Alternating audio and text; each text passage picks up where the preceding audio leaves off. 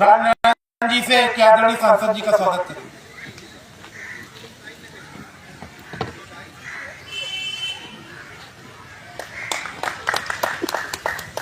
मैं अमित कुशवाहा से चाहूंगा कि वो हमारे बड़े भाई बंटी यादव जी का स्वागत करें। राजनारायण भाई और लोगों ने बुलाया। राजनारायण जी हमारे बीच में पूर्व ब्लॉक प्रमुख आदरणीय शादी यादव जी, हम उनका स्वागत करें। हमारे बीच में पूर्व ब्लॉक प्रमुख चंदी पाटिल जी है, उनका स्वागत करें।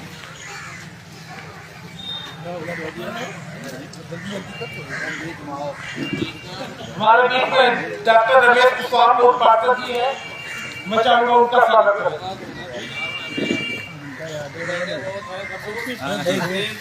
रमेश बैनर रमेश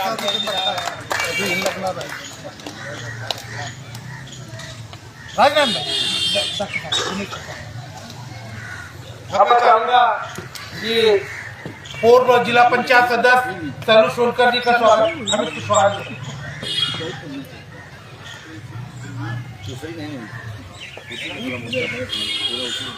अर्पित यादव जी का पूर्व 3 बार के पार्षद अर्पित यादव जी का स्वागत है।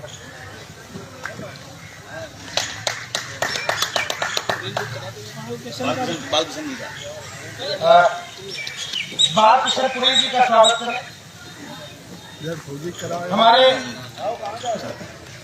हमारे बीच में नवमनोनीत प्रभारी भाई मंजीत यादव जी का स्वागत है। हमारे बीच में उपाध्यक्ष राजेश यादव जी बैठे हैं, उनका स्वागत की कड़ी समाप्त होती है।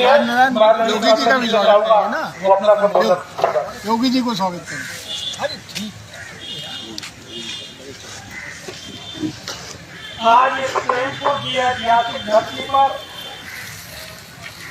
समाजवादी पार्टी के तत्वावधान में इस पीडीए पंचायत में आज इस छात्रों की आयोजक टीम के साथी भाई पुणे उत्तम जी, जोनल प्रभारी भाई राजनारायण यादव जी, इस कार्यक्रम में उपस्थित आदरणीय राजेश फौजी जी, पूर्व प्रमुख आदरणीय शालू यादव जी, इस कार्यक्रम में उपस्थित समाजवादी पार्टी के युवजन सभा के राष्ट्रीय महासचिव भाई प्रवीण यादव बंटी जी, इस कार्यक्रम में संगठन के प्रभारी भाई मंजीत यादव जी, हमारे जिला पंचायत सदस्य भाई सैलू सोनकर जी, पूर्व पार्षद डॉक्टर रमेश कुशवाहा जी, पार्षद हमारे अर्पित यादव जी, हमारे पूर्व प्रमुख आदरणीय चंदी पाटिल जी, हमारे वरिष्ठ सहयोगी बहुजन समाज पार्टी में काम कर चुके बालकिशन पुरी जी, महेश पाल जी, राजेश उत्तम जी, हमारे सभी यहाँ पर उपस्थित सम्मानित बुजुर्गों, नौजवान दोस्तों, साथियों, कोई लंबी चौड़ी बात नहीं करता। पीडीए के बारे में, संविधान के बारे में हमारे सभी साथियों ने आपको अवगत कराने का काम किया है। ये पीडीए पंचायत इसलिए की जा रही है कि आज मोदी मीडिया सत्ता के इशारे पर बड़ी से बड़ी घटनाओं को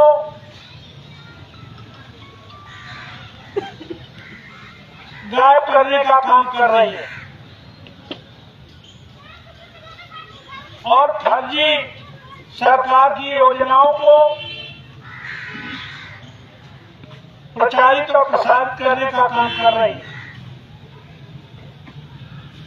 जब संसद के अंदर भी हुई घटना को गोदी मीडिया, प्रिंट मीडिया और इलेक्ट्रॉनिक मीडिया कुछ भी दिखाने का काम नहीं कर रही। ऐसे में हमारे पार्टी के राष्ट्रीय अध्यक्ष, इंडिया गठबंधन के सबसे बड़े झंडा बरदार राष्ट्रीय अध्यक्ष आदरणीय अखिलेश यादव जी ने कहा, पाल साहब और हमारे समाजवादी पार्टी के जितने भी नेता हैं, पूरे प्रदेश से बुला के कहा कि मीडिया हमारे सही बात लोगों को बता नहीं रही, सरकार का नाकामियां पब्लिक को पता नहीं चल रही, आरक्षण को समाप्त किया जा रहा है, संविधान को समाप्त करने की पूरी योजना है। हम लोगों ने 2024 में संविधान बचाने के लिए इंडिया गठबंधन बड़े पैमाने पर जमाया तो 400 पार करने वाले 240 में आकर घुटनों के बल खड़े हो गए। ऐसे में लोग बेखबर हैं, झूठी खबरों में विश्वास कर सकते हैं। इसलिए गांव-गांव जाओ, डॉक्टर अंबेडकर के बनाए हुए संविधान को बदलने की जो खतरा था वो टला नहीं है। अगर इसी कुंभ में हजारों मौतें हुई हैं, लेकिन आज तक मीडिया उनकी गिनती में बताने का काम, अरे भाई रोज यही बतावे कि 30 मरे, 50 मरे, 100 मरे, 200 मरे। जब पार्लियामेंट के अंदर भी नेता पूछते हैं कि भाई संख्या बताओ, तो हमारे लोकसभा स्पीकर और राज्यसभा स्पीकर लोगों को गुमराह न करने की नसीहत देने का काम कर रहे हैं। खड़गे जी ने कहा, माननीय अखिलेश यादव जी ने कहा कि हम कह रहे हैं हजारों मरे हैं, तुम ये कहो हजारों नहीं मरे, 100 मरे, 200 मरे, बताओ तो कुछ क्या भाई। लेकिन इन्होंने 10 साल में जो उत्तर प्रदेश को और पूरे देश को गुजरात मॉडल की बात करते थे, देश की सारी संपत्तियां जो रेल जैसी जहां करोड़ों नौकरियां मिल सकती थी, रेल, तेल, एयर इंडिया और जितने पूरे देश में पैसेंजर हैं, उन सबको अडानी अंबानी को बेचने का काम कर दिया। लेकिन ये खबरें बाहर नहीं आ रही कि पूरे देश की संपत्ति को अडानी अंबानी को बेचने का काम कर दिया। जब अडानी के खिलाफ पार्लियामेंट में आवाज उठाई जाती है तो हमारे लोकसभा के स्पीकर और राज्यसभा के स्पीकर उसको रिकॉर्ड में नहीं जाने देते, हाउस नहीं चलता, कहीं सच्ची बात लोगों को पता न चल जाए। आपको मालूम है 9 से 14 में आपने हमें एमपी बनाया था, उससे पहले जो कांग्रेस ने कहा था कि हम सत्ता में आए तो हम पूरे देश के किसानों का कर्जा माफ करने का काम करेंगे। और कांग्रेस यूपीए में सत्ता में आई, 76,000 करोड़ कर्जा पूरे देश के किसानों का माफ किया था, नहीं किया। लेकिन अब तक 10 सालों में 16 लाख करोड़ रुपया इस देश के किसानों की कमाई, इस देश के मझोले व्यापारियों की कमाई, इस देश के मेहनतकश मजदूरों की कमाई को जो बैंकों में जमा था, 16 लाख करोड़ रुपया अडानी अंबानी को जैसे लोगों 25 लोगों का माफ करने का काम किया है। किसानों को केवल लाठी और पानी की वर्षा करने का काम किया। लेकिन हमारे देश के किसान मजदूर जानते हो क्या कहते हैं? यहाँ बच्चे भी लोग कहते होंगे साला भाई मोदी ने कुछ किया हो न किया हो, लेकिन मुसलमानों को ठीक कर दिया। तुम्हारी सारी नौकरियां चली गई, तुम्हारे देश की सारी संपत्ति एक आदमी को दे दी गई। इसका मतलब है हम न बाबा साहब को जानते हो, न बाबा साहब के दिए हुए अधिकार के संबंध में जानते।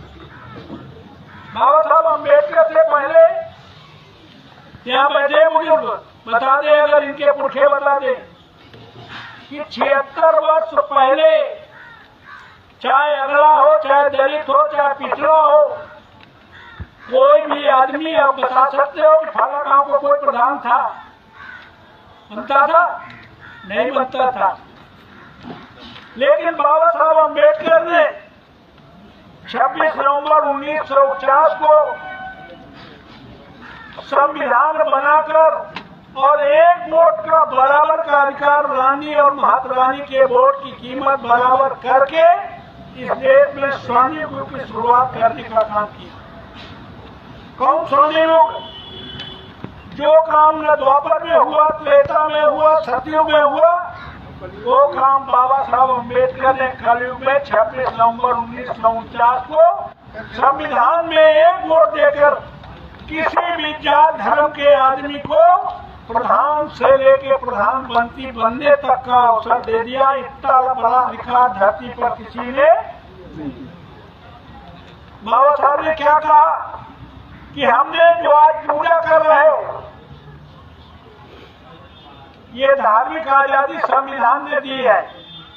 नहीं, पहले दलितों को मंदिर तो छोड़ो, कुएं के ऊपर भी चढ़ने की इजाजत नहीं थी भाई। कुएं होते थे, कुएं में चढ़ने की इजाजत नहीं थी, मंदिर में घुसने की इजाजत नहीं थी। बाबा साहब अम्बेडकर जैसा आदमी जिस तालाब में कुत्ता, बिल्ली और जानवर पानी पी सकता था, उसमें इंसान नहीं घुस सकता था। बाबा साहब को महार तालाब का आंदोलन करना पड़ा। तब तालाब में घुसने की इजाजत नहीं, इतना छुआछात था। वो छुआछात को बाबा साहब अम्बेडकर ने सामाजिक आजादी दी से संविधान के जरिए। धार्मिक आजादी दी कि चाहे हिंदू, मुस्लिम, सिख, ईसाई, पारसी, चाहे जिस धर्म का मानने वाला हो, वो स्वतंत्र है अपने धर्म को मानने के लिए। ये आजादी किसने दी? बाबा साहब अम्बेडकर और संविधान। प्रधान से लेकर प्रधानमंत्री बनने का अधिकार किसने दिया? संविधान और बाबा साहब अम्बेडकर ने दिया। ये जब 3 आजादी दी तो बाबा साहब ने कहा इन 3 आजादी से सबका भला नहीं होगा। एक चौथी आजादी है, उस आजादी को तुम्हें लड़के ले लेना। कौन सी आजादी है? बाबा साहब ने कहा कि हमने आज के बाद भारत के लोकतंत्र में, भारत में जन्मे प्रत्येक आदमी को भारत की धन और धरती का बराबर का हिस्सेदार बना दिया, बराबर का हिस्सेदार बना दिया। लेकिन हम लोग 76 साल बाद भी अपने पप्पा के नाम खेत और उनके नाम जो मकान है वो वापस हम जब दरवाजे के सामने वाली नाली, खरंजा, सड़क, बिजली सब सरकार की संपत्ति। अगर लोगों को पता होता कि जो पूरे देश की संपत्तियां बेची गई है, ये हमारी गाड़ी कमाई का है, हमारा इसमें हिस्सा है, तो क्रांति हो जानी चाहिए कि नहीं हो जानी चाहिए? लेकिन तुम्हें क्या पढ़ाया गया है? तुम्हें बताओ है कि भागवत करा लो, कथा करा लो, कथा सुन लो, भंडारा कर दो, तो तुम तर जाओगे। तर माने चूंकि पहले पढ़ने का अधिकार नहीं था संस्कृत में, ये सारे जितने ग्रंथ थे वो संस्कृत में लिखे थे, इसलिए गोल गपाड़ा किसी को पता नहीं चलता था। हम लोगों ने BA ग्रेजुएशन संस्कृत से किया। तर माने होता है, संस्कृत का शब्द है तर, तर माने होता है नीचे जाना, तर माने ऊपर जाना नहीं है। ऊपर तो जा ही नहीं सकते हो। अगर जहाजों में पैसा खर्च करके बैठो तो थोड़ी देर बाद नीचे उतरेंगे बनी, वो उतर जाइयो। अगर जहाजों से ऊपर जाइयो तो पैसा चले जाइए तो जो पूंजी रहा जेब में उसे नीचे आगा कि नहीं आगा। तो ठीक कहते थे, तुम कथा सुन लो, तुम भागवत कर लो, तुम गया बहुत कर लो, तुम दान कर लो तो तुम तर जाओगे। यानी जो तुमने साल भर में गाली कमाई की है, क्या भाई, जो गाली कमाई की है 1,50,000 इकट्ठा करे हो, अगर 50,000 में 25,000 दान कर दी ना तो नीचे जाओगे ऊपर, क्या भाई। तो वो सही कह रहे थे कि नहीं कह रहे थे? वो तो सही कह रहे थे कि ये सब करोगे तो नीचे जाओगे। तो बाबा साहब अम्बेडकर ने कहा कि हमने तुम्हें धन और धरती का हिस्सेदार बना दिया और 3 आजादी से तुम्हारा भला होने वाला नहीं है। आर्थिक आजादी के लिए तुम्हें एक और आजादी की जंग लड़नी पड़ेगी।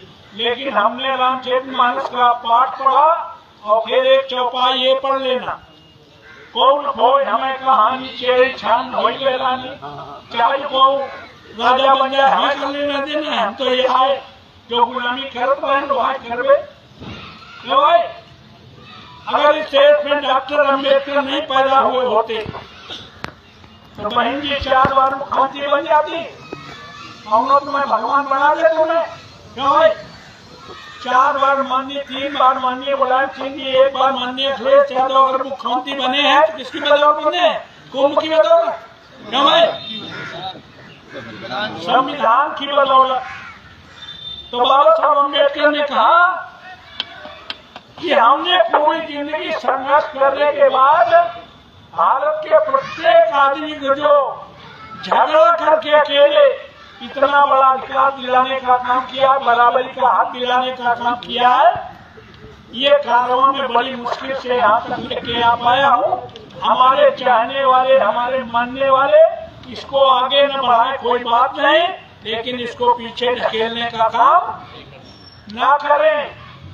आज संविधान पीछे ढकेलना तो छोड़ो, संविधान को ही बदलने की कोशिश की जा रही है।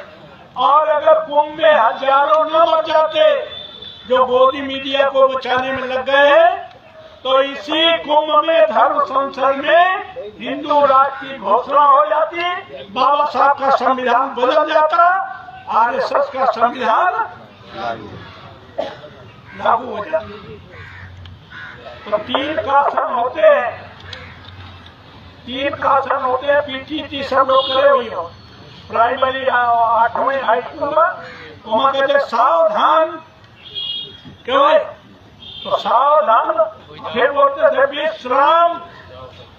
तो अब सावधान विश्राम में तो द्विवाद है। जब बहन जी बैठी, माननीय अखिलेश यादव बैठे तो सावधानी से चली, लेकिन अब इस समय जो तीसरा शासन चल रहा है योगी का, मोदी का, अगर तुम सजग और सतर्क न हुए तो जैसे थे कैसे थे कि तुम्हें कोई छूटा नहीं था, थोड़े पीछे जाओ। तुम्हें दिन रात मेहनत के खेतों में काम कराए तो शाम को 1-2 पलेठा देके और दिन भर काम कराया जाता है। तुम्हारा पुरखा भी आए 500 ले रहे, तो जिनके खेती जोतना पूरी जिंदगी वो खेती जोतना है, और उनकी जो पहली बिटिया होती है तो अपन बैलगाड़ी लेके उनका स्टेशन में लेवावे जाओ उधर, और उनके गैया जो भैंसिया रहा वो खा पी के सानी पानी करके अंदर धर आओ। करते थे कि नहीं करते थे भाई? है तो सावधान विश्राम और सतर्क सजग ना रहे तो फिर जैसे थे वैसी स्थिति में पहुंचने का काम करोगे। इसीलिए माननीय अखिलेश यादव जी ने कहा, साहब और समाजवादी पार्टी के सभी नेताओं से कहा, गांव-गांव जाओ, गली-गली जाओ, कस्बों में जाओ, लोगों को होशमंद करने का काम करो। इन्होंने पार्टी के आधार पर, जात के आधार पर सबको बंटवारा करके कमजोर करने का काम किया है। तो इन दलितों को, पिछड़ों को, अखिलेश के साथियों को और अगले समाज के लोगों से अगर हमारी आवाज जा रही हो तो पंडित जी ठाकुर साहब सुन ले, अगर संविधान समाप्त होगा तो कोई पंडित फिर पंचायत सदस्य बनने की हैसियत नहीं रखेगा। अगर संविधान बदला जाएगा तो कोई नंबरदारी नहीं कर पाएगा। इसलिए खतरा सबका है, तो अगले भी समझ ले ये संविधान बचाने की लड़ाई है, ये लोकतंत्र बचाने की लड़ाई है, ये हक अधिकार को बचाने की लड़ाई है। तो देश को इन अडानी अंबानी जैसे लोगों के हाथ बेचने के लिए उसको देश को बचाने की जरूरत है। इसलिए गांव की लेलौरी, मेड़, चक्रोट, नाली खरंजा की लड़ाई से उठ करके, हिंदू मुस्लिम से उठकर, मंदिर मस्जिद से उठकर सब लोग एकजुट होकर के संविधान बचाने के लिए, लोकतंत्र बचाने के लिए इकट्ठे होकर के कौन बचा रहा है? बहन जी अपने को बचा रही, हमारे पास सब बैठे। अगर आज बहन जी 2024 के चुनाव में संविधान के खतरे को देखते हुए बिना डरे अगर इंडिया गठबंधन में शामिल हो जाती तो मोदी गद्दी में नहीं, आज उनकी जेल में और सरकार बनती इंडिया गठबंधन की। इसलिए ये कहा गया है कि अगर बहन जी नहीं मान रही तो बाल किशन जैसे लोगों को, बसपा के लोग, हमसे ज्यादा बसपाई वाला कोई था क्या? हमसे बड़ा अम्बेडकर कोई है क्या? हमसे ज्यादा बाबा साहब को मानने वाला कोई है क्या बसपा वाला? तो हम कहना चाहते हैं जो कहा है ना, रामलीला देखे हो, जब धनुष टूट जाता है तो परशुराम बहुत नाराज होते हैं, फरसा लेके हाथ लटकाओ सामने जिसने धनुष को तोड़ा है मुख्य गर्दन काट दे, तो सब लोग डर जाते हैं। तो इस समय सब लोग डरे हुए मोदी के फरसे के सामने, योगी के बुलडोजर के सामने सब डरे हुए हैं। तो कोई सामने आने की हिम्मत नहीं कर रहा है कि योगी गलत कर रहे हैं, मोदी गलत कर रहे हैं, संविधान बदल रहा है, सबका जेल जाए खतरा है। तो वो जानते हो क्या एक चौपाई कहते हैं रामचंद्र मानस कुर्सी में कि सो मिल गई रिहाई समाजा। अगर बहन जी डर गई है, संविधान खतरे में है, तो समाज के लोगों से मैं कहना चाहता हूँ बहन जी को छोड़कर संविधान बचाने के लिए इंडिया गठबंधन और समाजवादी पार्टी के साथ, पीडीए के साथ शामिल होने की जरूरत है। अगर संविधान बचेगा तो बहन जी भी बचेंगे, पूरा समाज बचेगा। इसलिए हम पीडीए के लोग आपको सजग करने आए, सतर्क करने आए, और ये केवल पल्लव का झाड़ कहानी सुनाने नहीं आए कि हमने कुछ बक दिया तुम बैठ गए तो ठीक है रह रहा, लेकिन तो भाई पीडीए के साथ गांव में, गली में, शादी में, बारात में, शमशान में, तेरही में, परीक्षा में, वोट भराई में ये चर्चा करने की जरूरत है कि अगर सब लोग हम ना मिले, सब इकट्ठे ना हुए, आपस में भेदभाव ना भुलाए तो संविधान नहीं रहेगा, तो हम पुनः गुलाम हो जाएंगे। ये चर्चा करने के लिए हम लोग ये पर्चा देने का काम कर रहे हैं। अगर हम सही बात कह रहे हैं तो भाई जितने लोग यहाँ बैठे हाथ ऊंचा करके बताओ कहते कि समझ में आई बात। अगर ये बात समझ में आई तो ये चर्चा करने की जरूरत है सब जगह की नहीं। अरे जो गाँव मुछाए क्या एक हाथ दबा दो, हाथ दबा दो। माननीय अखिलेश यादव जी ने दिल बड़ा कर लिया है। और ये समाजवादी पार्टी केवल लोहिया का समाजवाद इसमें नहीं है, ये पीडीए हो गई है, जो कभी इस देश में माननीय कांचीराम साहब बहुजन कहते थे, वो बहुजन भी समाजवादी पार्टी में है। लोहिया का समाजवाद भी है, अंबेडकर का अंबेडकरवाद भी है, और गांधी का गांधीवाद भी है। तीनों वाद इसी में है, और इसी तीनों वाद से, इसी पीडीए से संविधान बचेगा, देश बचेगा, किसान बचेगा, मजदूर बचेगा, और हमारी आपके आने वाली पीढ़ी को नौकरियां मिल पाएंगी। वरना 2 करोड़ नौकरियां देने का वादा करने वाली सरकार 200 भी नौकरी आज तक दे नहीं पाई। ऐसे झूठे लोग देश में आज तक कोई सरकार नहीं। क्यों भाई? तो अगर चाहते हो हमारे आने वाली पीढ़ी नौकरी पाए, आने वाले समय में देश में खुशहाली आए, आने वाले समय में लोकतंत्र बचे, संविधान बचे, तो सबको मतभेद भुला के हमने बता दिया जलौरी और नाली खरंजा की लड़ाई नहीं है, क्योंकि यह तो चलती ही रही है रोज। इससे हटकर कोई अगर इन तानाशाहों से लड़ता नजर आता है तो देश की संसद चलती हो, सोशल मीडिया में तो आ रहा है, अगर आप लोग देखते हो तो पता चलता होगा। अगर कोई इनको चुनौती देने लायक बचा है तो इंडिया गठबंधन में राहुल गांधी बचे हैं और तीसरे नंबर की पार्टी समाजवादी पार्टी माननीय अखिलेश यादव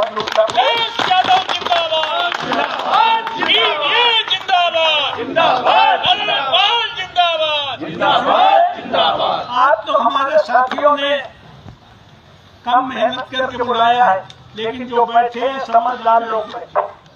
ये अगर एक आदमी 100 को अब जोड़ने की जरूरत है, पीडीए में जोड़ने की जरूरत है, तोड़ने की जरूरत नहीं है। अगर कहीं भी किसी भी साथी दलित के साथ, पिछड़े के साथ, अखिलेश के साथ अन्याय हो रहा हो तो समाजवादी पार्टी के प्रत्येक नेता की जिम्मेदारी है तो अन्याय के खिलाफ दलित के साथ खड़े होने का काम करे ताकि पीडीए बन सके। माननीय अखिलेश यादव जो करना चाहते हैं वो सपना साकार हो सके, इसके लिए हम आपको गला फाड़ के आपको बताने आए, ये कोई जरूरत नहीं है। तो इसलिए आप सभी लोगों से सतर्क और सजग रह करके आने वाले समय में जो भी चुनाव आए, केवल 2 पर 2 लड़ाई है इंडिया गठबंधन। उत्तर प्रदेश में 27 में चुनाव आएगा तो समाजवादी पार्टी वर्सेस बाबा वर्सेस अखिलेश होगा। हमारा नेता पढ़ा लिखा विदेश से पढ़ गया है, बाबा तो बिल्कुल बुलडोजर चलाना जानता है, किसी की हत्या करना तो जानता है, किसी को जीवन दान देना नहीं चाहता है। बाबा तो किसी की शिक्षा नहीं दे सकता। माननीय अखिलेश यादव गरीब लड़कियों की शादी के लिए, गरीब लड़कियों के पढ़ाई के लिए, गरीबों की दवाई के लिए अपना काम करने का काम किया है, लेकिन वो तब कर पाएंगे जब सत्ता में माननीय अखिलेश यादव होंगे, सत्ता में इंडिया गठबंधन होगा। इसी के साथ उन सभी साथियों को आज इस संकल्प के साथ जाने के लिए इस संकल्प ले कि हम आने वाले समय में संविधान को बचाने के लिए, लोकतंत्र को बचाने के लिए पीडीए के साथ मिलकर के संघर्ष करने का काम करेंगे और संविधान को बचाने के लिए जरूरत पड़े तो सड़कों पर उतरेंगे, जरूरत पड़े तो जेल जाने का काम करेंगे। इससे बड़ी कुर्बानी करनी पड़े तो बाबा साहब का अपमान और संविधान बचाने के लिए बड़ी से बड़ी कुर्बानी देने का काम करेंगे।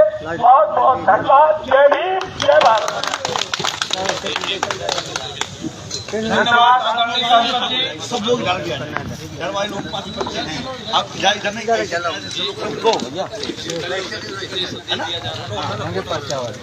तुम कहाँ गए? बैठ जा सबके पास है हाँ इधर बगल में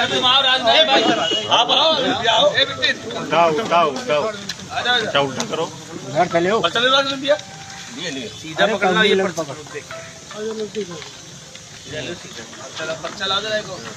रुको